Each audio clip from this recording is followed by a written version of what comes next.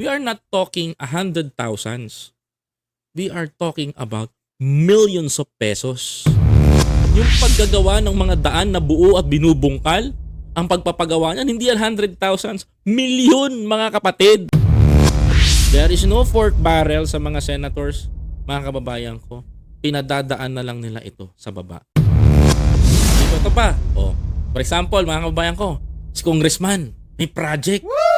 Papagawa ako, sabi niya nung kampanya, magpapagawa ako ng dike dito sa ating lugar para hindi na kayo binabaha, mga kababayan. Popondohan niya ng ganito, ng 120 million pesos. Wow. Palakpakan yung mga tao. Eh di eto na, mga kababayan ko. Eto na.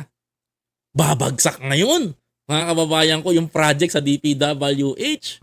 Makikipag-bidding, mga kababayan ko. Eh may papagawa si Congressman sa Sorsogon na dike para hindi binabaha. Kukunin ngayon ng kaibigan niya.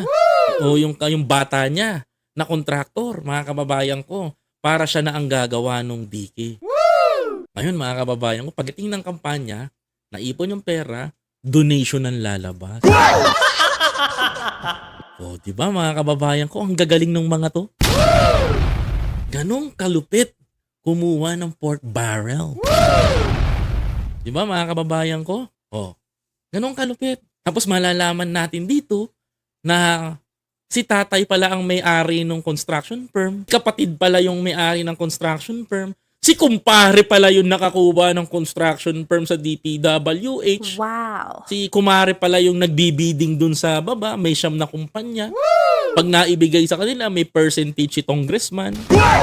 Si mayor, si governor, si kupitan, tsaka si tangawad. Meron pa, mayroong budget. We are not talking 100,000s. We are talking about millions of pesos. Mga kababayan, yung pagpapaspalto lang, yung project na yan, milyon, mga kapatid. Yung paggagawa ng mga daan na buo at binubungkal, ang pagpapagawa niyan, hindi yan 100,000s, milyon, mga kapatid. Mga kababayan, yan na po yung mukha ng korap na larangan dito sa bansa natin simula noong 2016. There is no pork barrel sa mga senators, mga kababayan ko. Pinadadaan na lang nila ito sa baba para umangat sa kanila palabas yung pera. Now, mga kababayan ko, it's very hard to define. It's very hard na makakuha ng evidence.